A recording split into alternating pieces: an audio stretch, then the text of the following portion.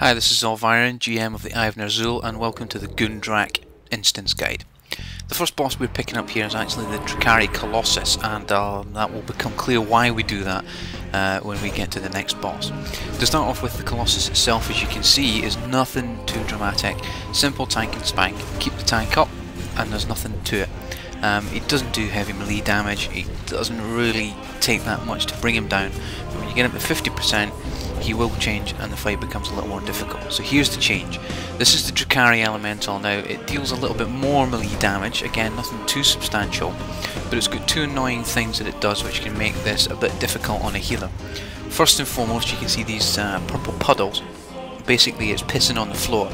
Anyone who stands on that is going to take residual and constant damage while they do so. The other thing, which you'll see in a minute, is the surge, and that's it there.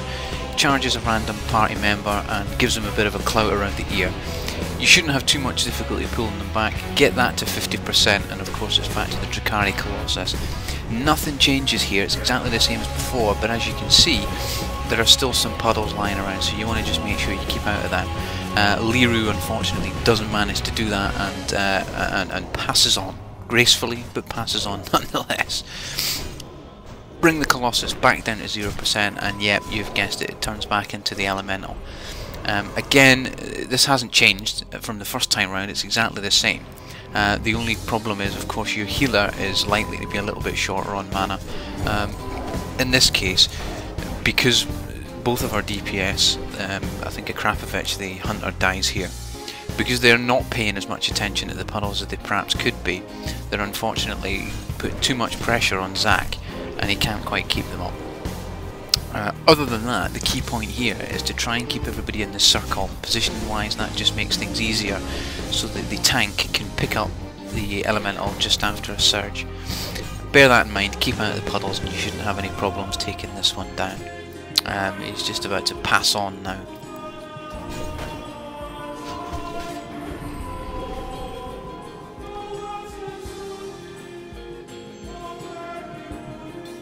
Okay, next up is Slad'Ran. Now he's actually the first boss if you enter via the western entrance. However, we've cleared all the trash up to and including the Drakkari Colossus room, purely because it makes this particular encounter easier.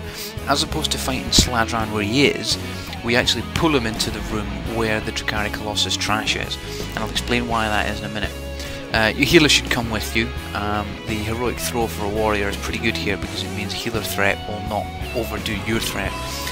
If you're an idiot like I am, you'll not jump a step and you'll take a club to the back of the head. Happens. Anyway, pull Slad'Ran to this area here. Now the reason we've done that is because he's got an annoying snake wrap, and I think Akrapovich gets the achievement here, the snakes. Why does it have to be snakes one?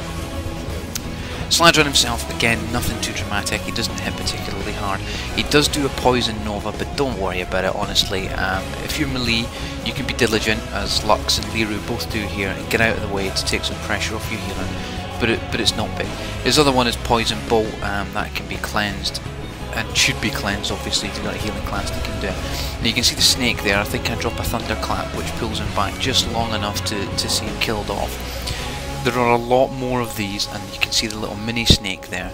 There are dozens more of these if you fight him where he is, and you and your healers can get wrapped. You don't want it, so pull him to here. Next up is Moorabi. Now we kind of half go for the achievement here. Moorabi basically does a bit of damage to start off with. He's obviously dual wielding, so the damage is, he hits less hard than the previous bosses, but the damage is more steadily coming in, so your healer needs to be a bit more on your toes. Now he will continually throughout the fight try and turn into this mammoth that you see here, and the achievement involves stopping him from doing that. Now here we've got Lux's pummel, we've got Liru's kicks because Liru's a rogue, and we've got my shield bash. We interrupt most of them, unfortunately we don't quite get it to the end. Now again, as you can see, there is a little bit of sort of earthquake AoE damage, but it's not enough for you know, certainly a priest, a shaman, or particularly a druid to heal through. It really isn't that difficult.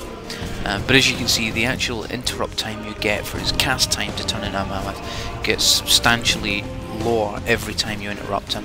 and we just failed to time the right one. I think it was Lux's pummel, it may even have been my shield bash, but we didn't quite get there. It's effectively a tank and spank, and as you can see, he goes down without too many difficulties at all. Just keep him from facing your other people, because that sweep is a horrible cleave and you don't want too many people caught with it. Ek the Ferocious is a boss that is only available in heroic mode, and he's optional, but I mean it's another badge and another drop, so you're better off getting it and doing it. Now again, it's effectively a tank and spank, but he does have two moves that are quite difficult to deal with if you're not prepared for them. First one here, you can see Ek Spit. Generally speaking, you want people behind you for that. People behind him, I should say, for that. However, if you want to get Ek residue on you and make yourself smell ferocious, you want to stand in front of it. The other one you've just seen there is Ek Spring. It's an aggro dump, and he picks a random member. Here, unfortunately, I do a pretty crap job, and I move away from him before I've built any real threat. Liru gives him a quick mutilate and ends up biting the dust as a result of it. We blamed him, but ultimately it was my fault. There's the Ek Spit again. Now the reason you might want the Ek Spit is for the Galdara achievement. If you've got the Ek residue on you and you kill Galdara, you get an achievement out of it. So basically you want to be dealing with the aggro dump, you want to be dealing with Ek Spit. However, when he gets to about, I'm not sure if it's 10% or 5%, he becomes increasingly ferocious, and his damage sort of triples. If you've got cooldowns such as shield wall or something like that, you may want to save them for that particular period. I didn't think I needed it, and I think I get two-shotted here actually, which is a little bit embarrassing. You'll see it in a minute. He does his spring there. I get back up and charger, bang one, bang two, dead. We get him down, which is the important thing, but it just shows you how hard he can hit on a defense cat for a protection warrior. Last up is Galdara. And he is the hardest boss in here by quite some distance. We've got Troll form and Rhino form to deal with.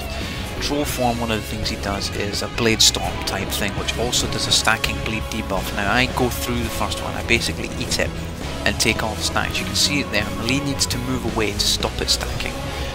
I take it just to show you that a decently geared tank and a decently geared healer can heal through it. It's not a showstopper.